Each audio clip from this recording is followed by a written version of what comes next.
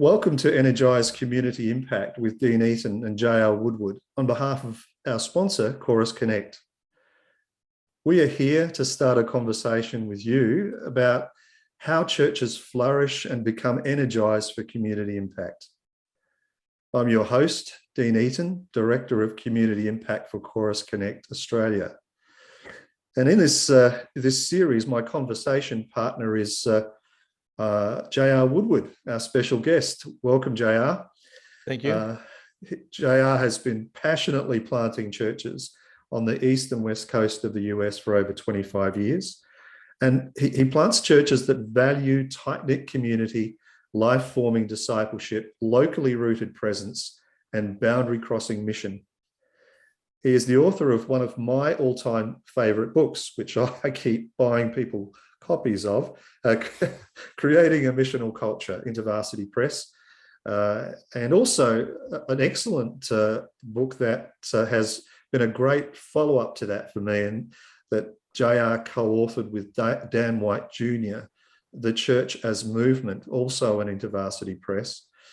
Now, he co-founded the Missional Alliance and currently serves as the National Director for V3 Church Planting Movement. He is the co-founder of the Praxis Gathering and writes for numerous journals and websites. He holds a Master of Arts in Global Leadership from Fuller Theological Seminary and more recently a PhD from the University of Manchester in the UK. He is finishing up his next book, which I am anticipating will be coming out this fall, entitled The Scandal of Leadership, Unmasking the Powers of Domination in the Church. He loves to surf, and I've got, quite a few pics of him in Hawaii doing this, so I'm a little envious, but JR travels quite a bit with his ministry and his camera. He loves skateboarding, reading, meeting new people, enjoys photography, film, and tries to attend the Sundance Film Festival whenever he can. And what a good idea. Welcome, JR. Really good to have you with us for this series of YouTubes. Thank you. Yeah, it's good to be here. And I would love to introduce you to your Dean. Eaton is the Director of Community Impact for Chorus Connect, has 40 years experience as pastor, church planner, academic, and missional consultant. He served a decade birthing a new movement in church planting for the Lutheran Church of Australia and New Zealand. He was a principal of Tabor Adelaide, and across Australia and Japan, he's planted 21 churches. That's amazing, man. He's an author of Sent, Seeking the Orphans of God, which I had the privilege of endorsing, and co-author of Lighthouses, Christian Coaching in a Post-Christian World. So, man, you've been a busy man. Thank you. Well, it's really good to be. Thank you. It's good to be in this conversation with you to take some time aside from our busyness to do this. And with those watching with us, I think there's a whole community of practice around church planting and missional leadership across Australia and across the world, which we hope will be tuning in over these coming weeks. And in future episodes, we're going to be discussing a whole range of topics that will provide practical takeouts for churches, how they flourish, how they become energized for community impact. But today, we want to lay a theological, biblical foundation for our discussion by defining what we mean by missional theology. Missional theology, and why is it important? But firstly, a word from our sponsor. Hi, I'm Dawn Penny, CEO of Chorus Connect. Central to our work at Chorus Connect is the belief that local people need to be the catalyst for bringing about real and lasting change within their own community. We work with like-minded individuals, churches, government, community organisations and public services to facilitate community initiatives that foster connection, collaboration, engagement and care. We offer training, support and job placement for people in school chaplaincy, community connector and church planting roles. Come and join our amazing team at Chorus Connect and find out more by visiting chorusconnect.org.au. Okay, back again. JR, I just want to ask you firstly to please define what we mean by missional theology. I mean, later we'll discuss why it's important, but how would you define missional theology? Yeah, that's a great question. I appreciate that. Part of the reason it's a good question is back in 2010, missiologist Alan Roxborough, you might know, he noted that the word missional seems to have traveled the path of going from obscurity to banality in only one decade. And I think 10 years later, I think unfortunately we're somewhat in the same space. You go, to different circles, people define missional differently, often thinking it's kind of just a new fad, when in reality, it's kind of been a theological development since the 1950s. Karl Barth was kind of an early person that related to that. He kind of wrote his dogmatics around the Father, Son, and Spirit, which was very unique because in the Enlightenment, we confessed the Trinity, but we didn't really dive into it deeply as the early church and some of the early church fathers did. So it's not a fad, but it's really a theological approach that's important. And it really contains 6 elements. And I'm just going to talk about the first 2 right now, but there's a Trinitarian missiology, Missio Dei, the kingdom or the reign of God, being a sent communities, missional hermeneutic. And I kind of like to add a missional spirituality, especially in light of our current leadership crisis in the church. So, but a Trinitarian missiology and a Missio Dei really speak to the social and sending nature of God. So in the beginning was community. The Father, Son, and Spirit are in this mutually self-giving love and service to each other, displaying for us kind of what community ought to look like. And I like Leonardo Boff's quote. He says, community is the deepest and most foundational reality that exists. And so while a missional or a Trinitarian missiology speaks to the social nature of God, the Missio Dei obviously speaks to the sending nature of God. And what's amazing is at the center of the universe is a missionary God. The Father sends the Son, the Father and Son send the Spirit, and the triune God sends us. In other words, the very nature of God is this concept of sentness.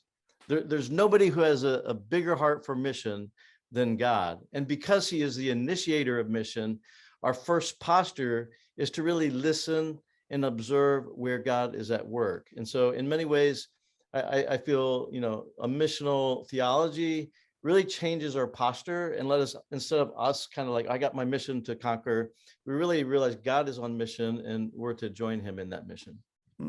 I love that. So you're really talking about a highly relational approach to mission as opposed to one that's just pragmatic.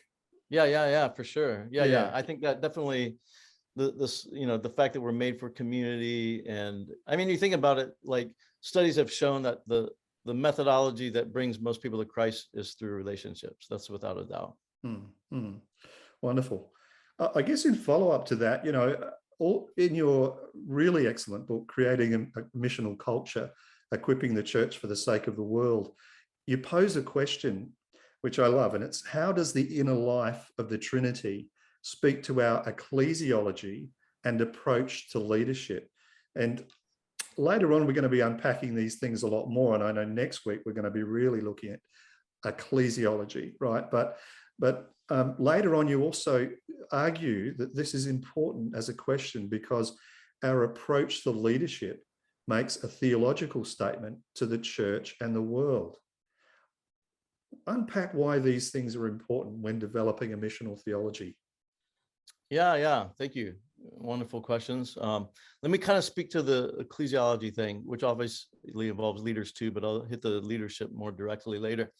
But I think part of it is the social nature of God and the beauty that we see in the relationship of the Father, Son, and Spirit speaks to how vital unity is for the church and why unity, you see it, Paul continually addresses this. If you kind of read any of N.T. Wright's latest 2 volumes on Paul, unity and holiness are 2 things that he really speaks to as super important in the mind of Paul. And so without unity of the people of God, we're told in John 17, 20, 23, others will not believe that the Father sent the Son. That's pretty paramount. And so in a day where polarization is kind of rampant, probably through social media doesn't help. There's something to be said about how we guard that. I know, like Leslie Newbegin in his time in India, it was always such a central thing for him. And then I think secondly, as we kind of participate in the mutual care, the intimate sharing, and the mutual self-giving of the Father, Son, and Spirit, I think the way that shapes the church's approach to mission is that we do it in a spirit of reciprocity instead of unidirectionally. And so we connect with people as fellow human beings, like we're part of the story, the same story that they are. We maybe, have woken up to what God is doing before them, but we're all humans and nobody's a mission project. And so I think that's important, that we're all kind of subjects in the story. Nobody's an object in the story. And then when it deals with leadership, as we kind of live into the dance of the Trinity, it will leave us, I think, to move us from a more hierarchical approach to what I like to call a polycentric approach.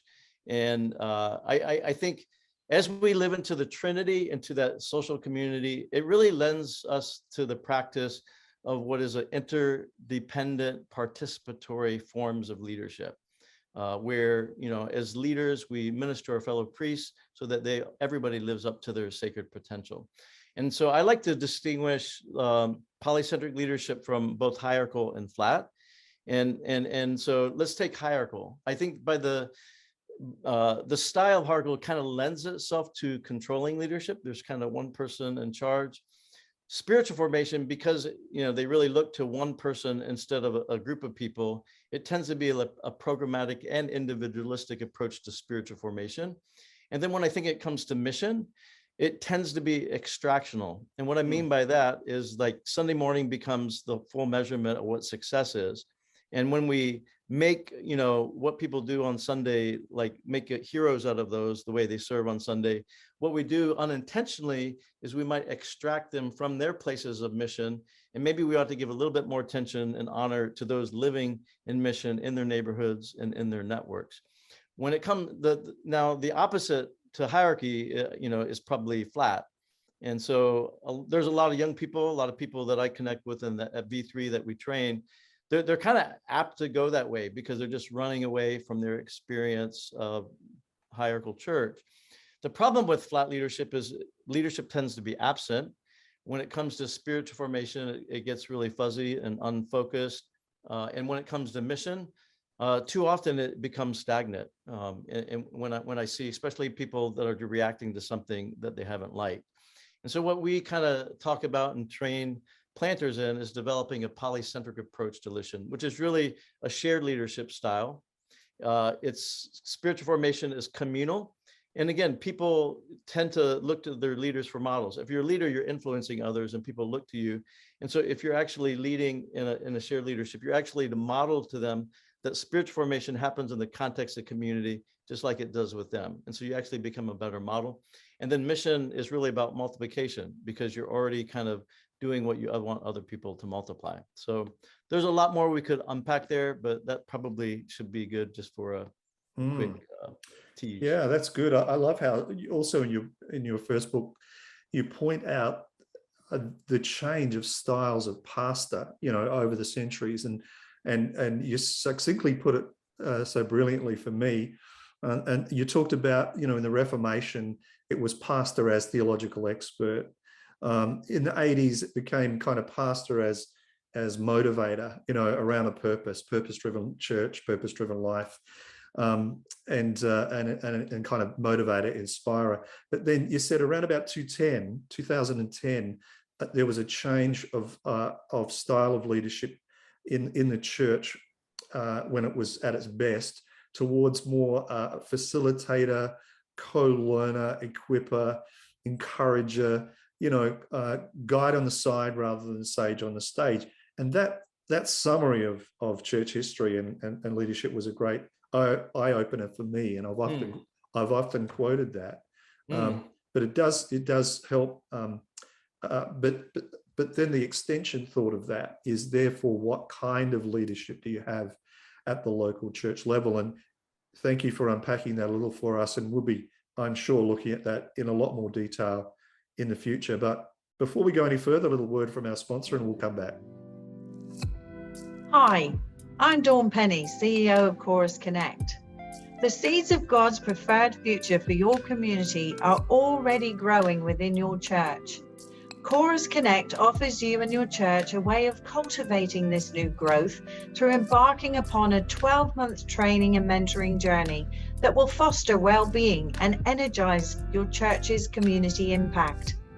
Energize your church's community impact by emailing us today on ECI-training@chorusconnect.org.au or calling us on 03 9811 0999. Yes, JR, it's really good to be with you in this conversation about the church and about mission. And for church planters and leaders in the church, I think it's vital when we start talking about the word transformation, which gets tossed around a lot. I particularly enjoy how you said that if we hope, again in the same book, Creating a Missional Culture, you said if we hope to experience transformation, we need to develop a culture in the congregation that encourages people to live in the world for the sake of the world without being of the world. Beautiful summary, but tell us how we might develop such a transformational culture in our churches and how our understanding of God's kingdom and being a sent community informs our practice. Yeah. So I think, first of all, I feel like in the church, we really need to understand that God's chosen us, he's called us, he's sent us to be his ambassadors.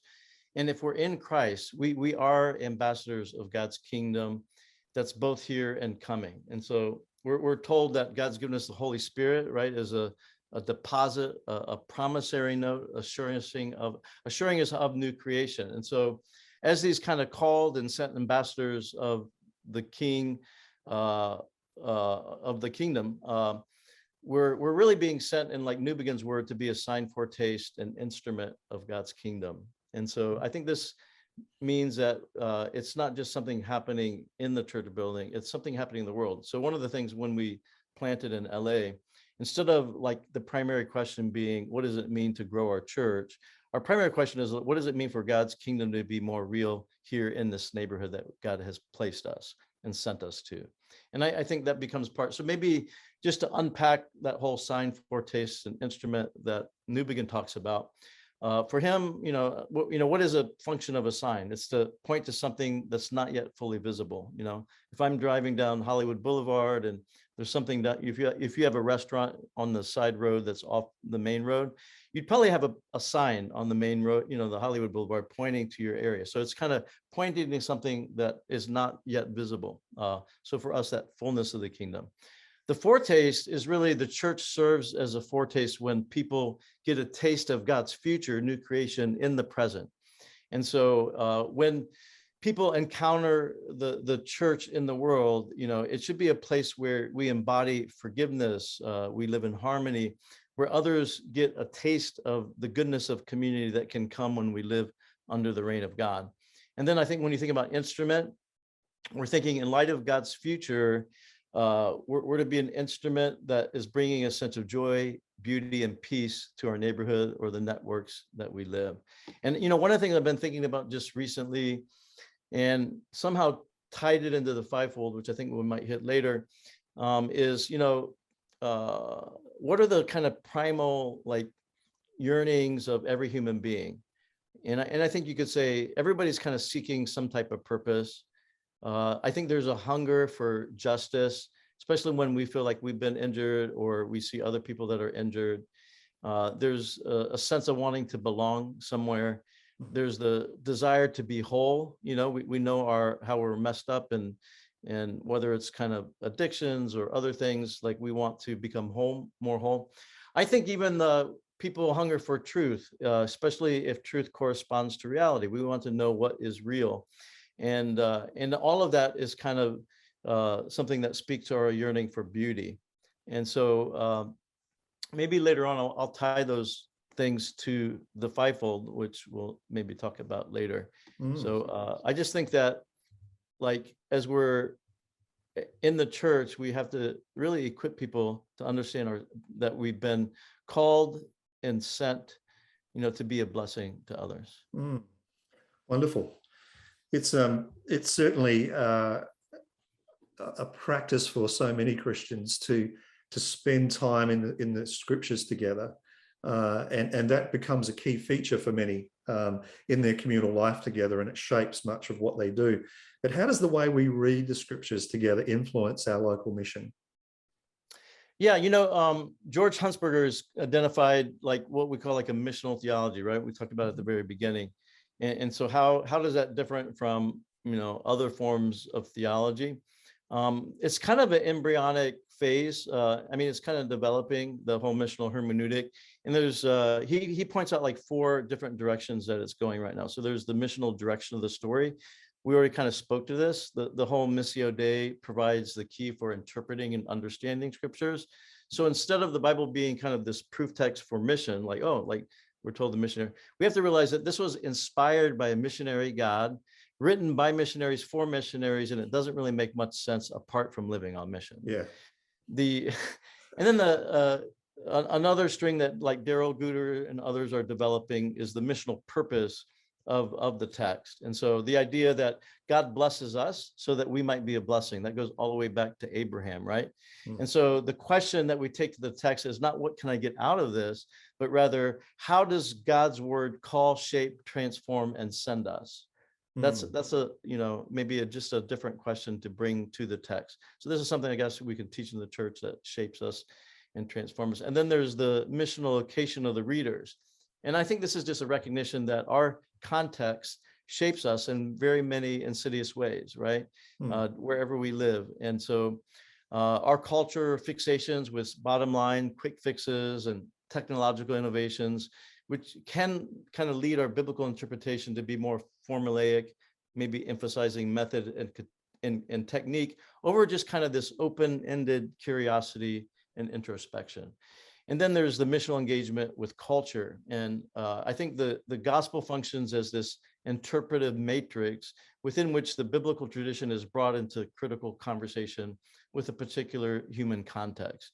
And so I think what I would say is ultimately, as we read the text missionally, and as we kind of live into this whole missional theology, it shapes a more humble approach to the church on mission. And there's the thing where it says God opposes the proud and gives grace to the humble. So we want to see and experience more grace and not feel opposition to being on mission. Maybe it's just a matter of our attitude.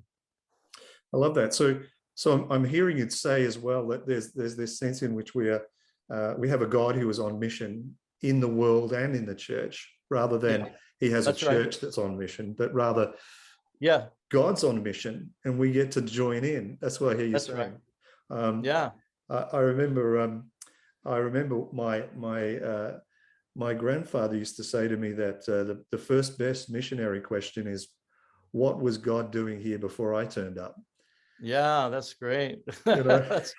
That's exactly right, man. And it really says like we need a different set of skills, right? We need to be watchful, observant, listening. Yeah, it really does change the face of how we approach relationships with people who are not yet Christians and the assumptions we make about what God is up to before we enter their lives. And so I often say it's our role is to become detectives of divinity. We looking for the fingerprints of God on that person's life, trying to tune into the conversation God's been having with them already, and by asking good questions and listening well and saying that you want to learn with them. So much of what you've said today has laid a wonderful foundation for us today around missional theology as a Trinitarian piece, but unpacking that further next time we meet around movement ecclesiology is exciting for me, because we're going to talk next time about what is a holistic gospel, where is the place of witness, elements of the church. You're going to unpack that a little more for us next time, and spaces of belonging. And then we're going to look at the fivefold intelligence. And so next time I'm really kind of salivating, I must admit, JR, because it feels like today our conversation has laid a platform for some some wonderful stuff to talk about movement ecclesiology next time. I really want to thank you for today. It's been a rich conversation, and thank you so much for your books and your publications. I keep going back to them again. This last week, I've been rereading those two books, Creating a Missional Culture and Church's Movement, and I've been so inspired by those books. I think they're still available, right? They're still Yep, they're available, and wherever you need to find them. Yeah, we use Amazon here sometimes, but they should be out there. Yeah, very good. Well, I want to thank you today for being with us, and we thank you everyone for joining us in this conversation that JR and I are having around these great themes. We'll be back next week with another installment. See you later. See you later, JR. All right. Take care, Dean. Bye-bye.